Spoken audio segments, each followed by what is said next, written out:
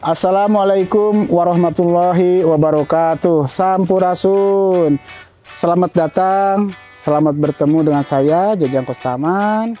Kali ini saya akan membahas materi pemeliharaan tanaman sesi pengendalian hama terpadu pada tanaman cabai. Sobat petani muda, kalian siap?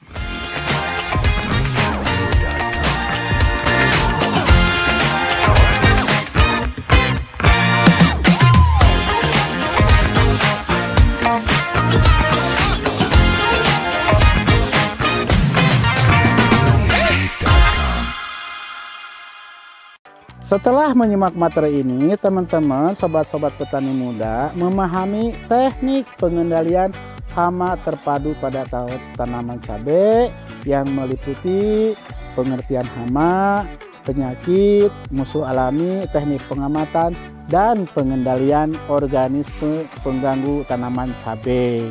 Tanaman cabai adalah tanaman yang selalu kita tanam dan sebagai bahan makanan selama pertumbuhannya dan keberadaannya selalu diganggu oleh organisme pengganggu tumbuhan.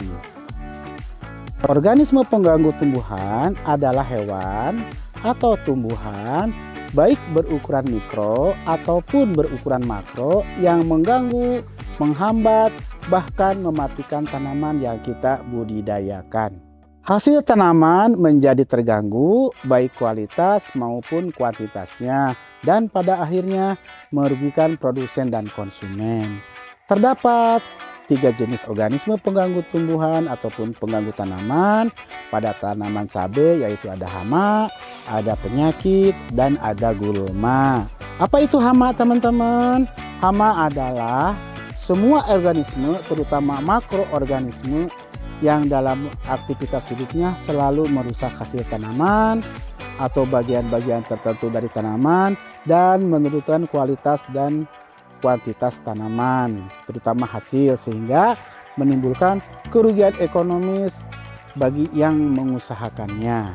Contoh organisme yang berpotensi menjadi hama tanaman pada tanaman cabai adalah serangga, vertebrata seperti golongan mamalia, tikus, musang, babi, landak, dan lain-lain. Golongan burung ataupun aves adalah golongan acarina, ada golongan moluska, dan juga ada golongan dari nematoda. Kenapa timbulnya hama? Teman-teman harus tahu. Karena tingkat keragaman agroekosistem. Nah, kenapa tingkat agroekosistem menjadi masalah? Karena tidak ada pemutus siklus hama. Tanaman selalu seperti itu, beragam keberadaannya. Kedua, pengelolaan tanaman yang kurang tepat. Ketiga, varietas yang ditanam kurang toleran terhadap OPT ataupun rentan terhadap serangan OPT.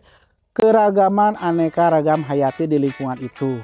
Ada tanaman cabai, ada tanaman lain, sehingga tetap hama dalam terpelihara keberadaannya. Menanam satu pola itu aja setiap hari, sehingga hama tidak pernah hilang dari lingkungan kita. Atau teman-teman menanam cabai pada musim tanam yang salah, atau psikologi tanaman terganggu sehingga hama bisa masuk juga dari daerah lama ke daerah baru. Penyakit tanaman adalah suatu rangkaian proses fisiologis yang merugikan, yang berakibat pada pertumbuhan yang abnormal atau penyimpangan pertumbuhan tanaman atau bagian-bagian tertentu tanaman yang disebabkan oleh rangsangan yang terus-menerus pada tanaman oleh suatu penyebab biotik primer.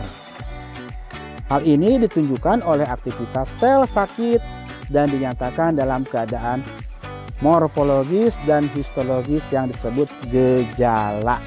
Nah, sekarang teman-teman, apa itu gulma? Gulma adalah tumbuhan yang hidup berasosiasi dengan tanaman yang kita budidayakan, yaitu tanaman cabai, dan memberikan persaingan yang negatif terhadap tanaman yang kita usahakan. Contoh gulma, ada gulma berdaun lebar, ada gulma rumput, dan ada gulma teki-tekian.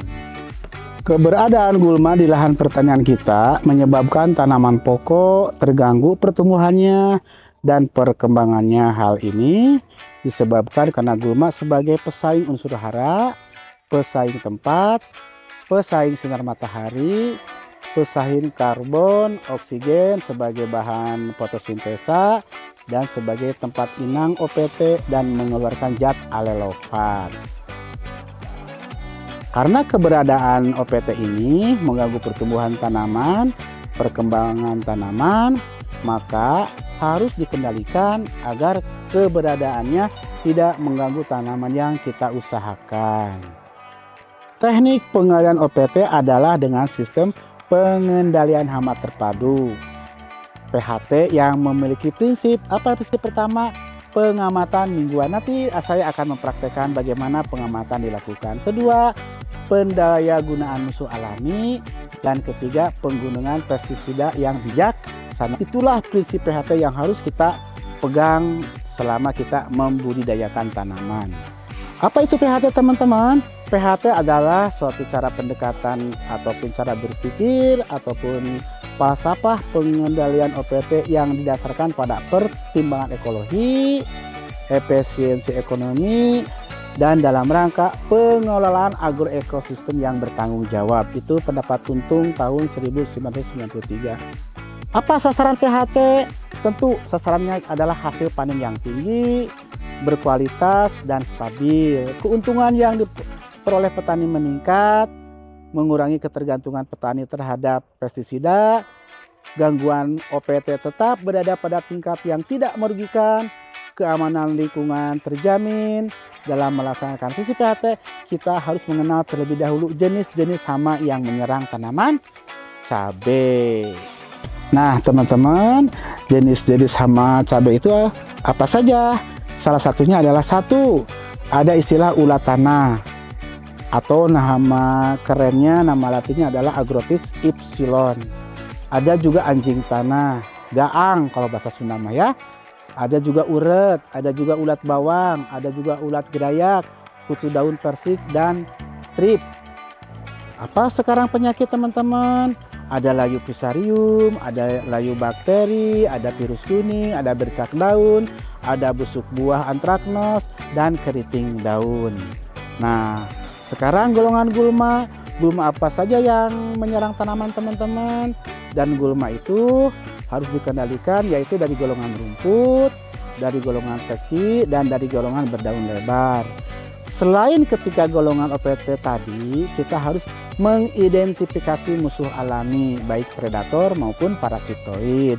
Beberapa jenis predator seperti aneka laba-laba, capung, burung hantu, katak, dan ular yang selalu ada di lingkungan kita.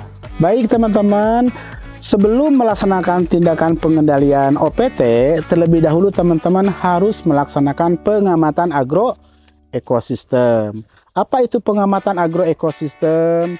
Adalah pengamatan kondisi lingkungan tanaman berada. Pertama, kita perhatikan lingkungan makro. Misalnya mataharinya, udaranya, kelembabannya, anginnya, tanahnya, airnya. Setelah diamati itu, kita pengamatan kepada tanaman. Jangan dulu menyentuh tanaman. Kita masuk ke wilayah tanaman, kita perhatikan makhluk hidup yang ada di tanaman. Jangan-jangan hama. Setelah beres pengamatan organisme hidup, baru kita melakukan tindakan pengamatan bagian bawah daun. Misalnya seperti ini. Ternyata bawah daun yang kita amati pada kondisi yang sehat, aman, tidak terdapat gejala serangan penyakit ataupun gejala serangan hama. Demikian juga buah pada kondisi tubuh subur, normal, sehingga tindakan pengendalian praktis tidak perlu dilakukan. Kenapa tidak perlu dilakukan? Karena kondisi tanaman tetap bagus, hama ataupun penyakit hasil pengamatan saat ini tidak ada gejala, sehingga tindakan pengendalian sementara ini tidak perlu dilakukan karena hasil pengamatan tidak ada gejala-gejala yang memungkinkan harus dilakukan tindakan pengendalian, baik dengan pestisida nabati, baik dengan musuh alami atau pestisida kimia sintetis. Jenis-jenis tindakan pengendalian adalah tindakan pengendalian secara fisik, tindakan pengendalian secara mekanik, tindakan pengendalian secara biologi, tindakan pengendalian secara tanaman, tindakan pengendalian secara perundangan, dan tindakan pengendalian dengan menggunakan pestisida kimia sintetis sebagai langkah terakhir. Apa itu pengendalian OPT secara fisik? Yaitu pengendalian dengan cara mengubah faktor fisik seperti suhu, diubah kelembaban, diubah dan lain-lain sedemikian rupa sehingga dapat menimbulkan kematian atau penurunan populasi bagi OPT. Nah, bagaimana dengan mekanik? Pengendalian dengan mekanik adalah pengendalian dengan cara menangkap, memukul, atau menghalaunya secara langsung agar OPT tersebut tidak menimbulkan kerugian ekonomi bagi tanaman yang kita budidayakan. Nah, sekarang apa itu pengendalian secara biologi? Pengendalian secara biologi adalah pengendalian organisme pengganggu tumbuhan oleh musuh alam atau agen pengendali hayati. Namun dapat juga disebut mengendalikan penyakit dan hama dengan secara biologi, yaitu dengan memanfaatkan musuh alami baik predator maupun parasitoid. Mengendalikan secara tanaman yaitu menanam jenis tanaman yang toleran terhadap OPT. Peraturan perundangan, pengaturan karantina diperketat sehingga dapat meminimalisir masuknya OPT dari negara lain masuknya kepada negara kita. Nah, bagaimana dengan pengendalian pestisida nabati ataupun hayati? Langkah terakhir dengan menggunakan pestisida kimia sintetis.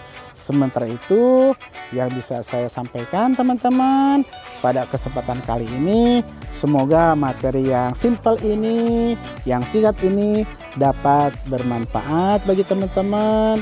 Mohon maaf atas segala kekurangan. Selamat beraktivitas teman-teman dan semoga sukses selalu, amin ya Allah ya Robbal alamin.